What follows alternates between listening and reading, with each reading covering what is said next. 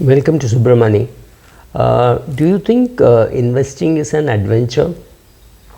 Maybe wrong question, but one investing book, or rather one adventure book which I read in college, is called the Shackleton's Ways. The guy Shackleton's Way, rather. Shackleton, I think Sir Ernest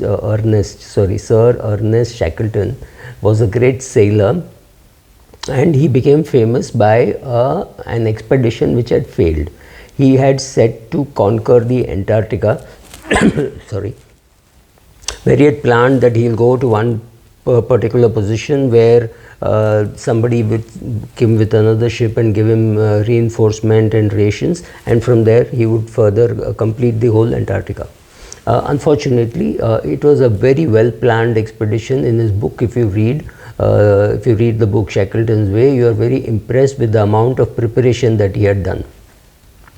And things went absolutely not according to plan, right? So you plan that this will happen, this will happen. There was a lot of ice, he couldn't move, he got stuck, and he had to save and protect his 27 people. That book is worth reading, because then you talk about sacrifices as a leader.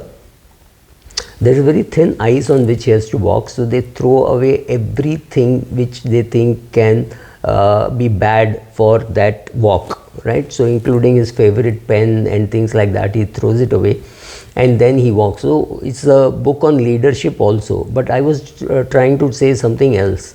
All his meticulous planning went for a toss. Look at the case of the Tata Group. They were sure that Mr. Ratan Tata is getting old and he had to be, they had to find a successor.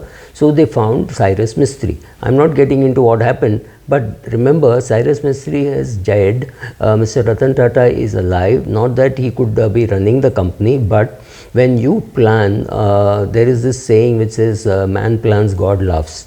Right? So sitting up there, he's looking at the Tata Group and saying, oh my God, how much of planning are you going to do? You don't even know that I'm going to pull up Cyrus much before I pull up Ratan Tata, right? So these kind of things happen. You need to plan. It is not as though you don't plan, you can't plan, you have to have a plan A, plan B, plan C, whatever. But things will go wrong. So when things go wrong, what do? Now take the case of a financial advisor who was advising on, say, 18th October 1987, sitting in the US. He takes data and says, look, from 2017 or 2018 to 2078, 2087 till today, the market has never fallen more than 13.5% in one day, right? So therefore, that is the worst case scenario which can happen. And therefore, we do an SIP, etc., blah, blah, blah, blah, blah, blah. And the client says, no, I have just retired and I want to put a chunk of money in equity, and I cannot be waiting because for whatever reasons, I've wasted so much of my time in my life and I have not put any money in equity, so I want to put a lump sum today. Next day, the market falls 22.5%. Hold your breath, 22.5%. Was this advisor ready for such a big fall? Answer is no. What was his age? Maybe 60 years of age or 65 years of age. So he could say, I have got 45 years experience and the market has never fallen more than 13.5% in one day. So therefore, it will not fall more than 13.5% one day, right? Very fair statement. You must have heard from people saying, I've got 14 years experience in equity market and this is what happens, right? They have not seen the variety of the market. So what happens is they tend to believe, well, this is what I have seen, so this is what must be happening, which is fair enough, which is a fair enough thing, but it is not like the sun rises in the east, because that won't change in your lifetime, my lifetime, maybe a few more lifetimes. And it will be true in Maharashtra, it will be true in Bengal, it will be true in Japan, it will be true in Australia, wherever you go. That is the universal truth. There are no such universal truths in the economy, in any country, anything. Things can go wrong. We need to be prepared for things going wrong. But it doesn't mean you will not plan. Shackleton's plans, if you read that book, you will realize it was a meticulously well planned thing. But when God decides that, well, that's not the purpose, right? So he's got something else to do. You plan everything very well. You buy tickets for going to the Eiffel Tower. Everything is fine. You're about to go, and it pours, and you're unable to go. Your ticket is gone for a toss, right? Can it happen? Of course it can happen, but that's a small problem. So how should you be prepared for such a fall, right? So first, prepare the people around you. How well prepared you are also depends on how much pressure the people around you put. So if you're a 22-year-old investor, prepare your parents and say, look, this can happen.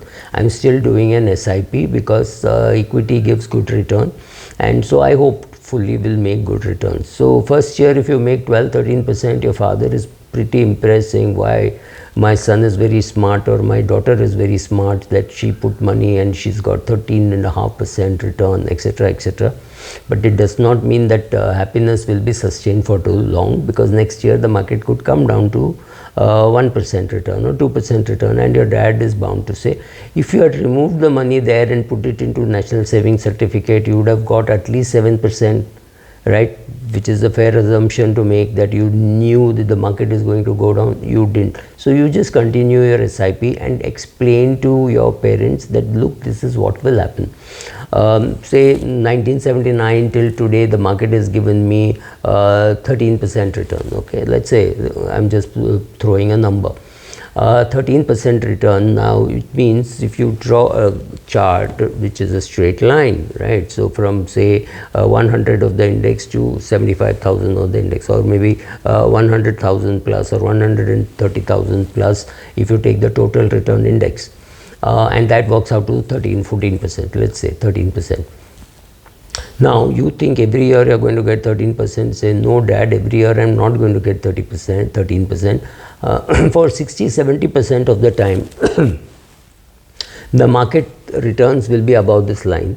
But for 30-40% of the time, the market will be below this line, and there will be times when it would be dramatically below this line, but the average pulls it up. So because I am doing SIP in an index fund or in a well managed fund, I know that I will have good times and I will have bad times. I know that I will not be able to say whether a 13% return will be followed by a minus 13% return or whatever.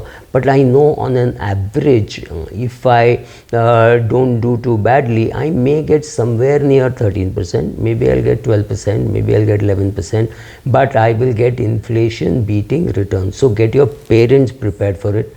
Have enough rations for the bad day, so have enough money. If you are already employed, you don't have to worry, and if you are young, you have one advantage, that the money that you have in the market is not too high, whereas your salary is much higher, so you have your continuous supply of money. But if you are 75 years of age and you already have enough experience, then you know that these kind of things will happen. So obviously you should have enough emergency fund or whatever else you want to call it. Apart from that, you may also have some cash, saying, in a worst case scenario, if I want to buy, what happens? The most important thing is, on a day when the market falls 13%, 15%, 22%, whatever number, it's a fantastic day to be buying, but the worst thing you can do is sell. So don't sell on such panic days. Have enough rations available for the bad day. Have a good asset allocation that lets you sleep. Once you do all this, you will be ready for a 22% fall or a 13% fall in one day, and these things can happen. With more and more people putting limits, there will always be auto triggers, right? Somebody has put a share, some share they put to sell at 600, and the minute it touches 600, it will fire it. That selling itself might bring it down to 599, and somebody else may have a trigger at 599. So at 599, some more shares will get sold almost automatically. Plus there are people who have given loan against shares, etc. So all those shares will get sold immaterial of price, because there is only one thing required, is just liquidity, right? So be ready for all such things. Don't panic. Stay the course. You know you don't require this money over a long period of time. You have emergency funds. You have kept some money in bank deposits or something like that. You know that is going to last you long, especially for older people. Younger people will continue to get a salary. Being prepared for those things is far more important, and also realizing that if 13% is the average return, it doesn't mean anything. It doesn't mean there will be 1 year when you get 13. You could get 39 and 2 zeros or anything like that. Any such combination is possible. So understand all this. Make the people around you understand. If you're young, your parents. If you're slightly older, maybe your wife. Everybody should understand the risks that lie in the returns that you are getting, and it may or may not happen. May or may not happen exactly as you want. But chances are it will track inflation, it will track growth, it will track EPS, and it will give you a good return. Thank you.